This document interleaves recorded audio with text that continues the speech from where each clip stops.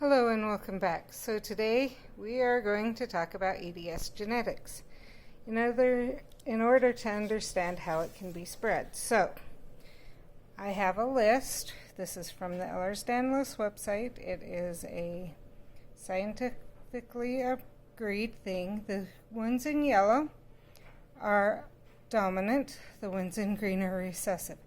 And I will go into what that means in a little while. But classic EDS, vascular EDS, hypermobile EDS, arthrochalasia EDS, myopathic EDS, and periodontal EDS are all dominant. Classic-like EDS, cardiovascular EDS, dermatosparasis EDS, kyphoscoliotic EDS, brittle cornea syndrome, spondylospastic EDS, and musculocontractural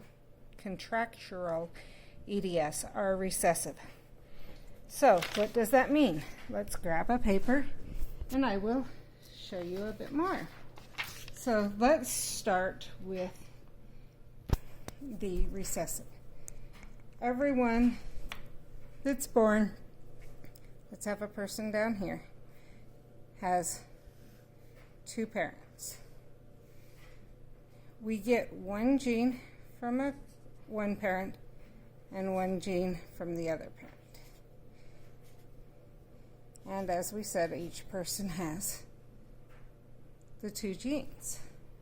So if you have a gene that is recessive, it means you got a gene with the faulty gene twice. The only way to do that is to get one faulty gene from each parent. But you have to have both genes to be diagnosed. This person does not have it. This person does not have it. This person has. So, in this family, this parent would give one or the other of the gene, and this parent would give one or the other. So each child has a 25% chance in this family of having the problem.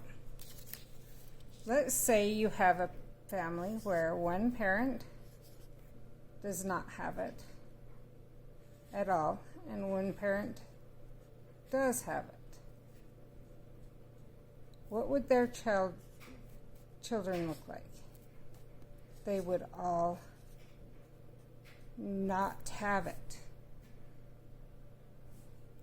because you have to have both for it to be active. So what if you have a person who is a carrier? That's what it's known when you only have one, and they marry someone. 1/4 would be a carrier. All the rest would be not have it at all, not even be a carrier. But so you have to have it, a recessive, you have to have two parents who are carriers. That's the only way that you can have the disease. So, going back to our list, that would be these in green. Classic-like EDS, cardiovalvular EDS, dermatosparasis EDS, kyphoscoliotic EDS, brittle cornea syndrome, spondylospastic EDS, and musculocontractural EDS are recessive. That means that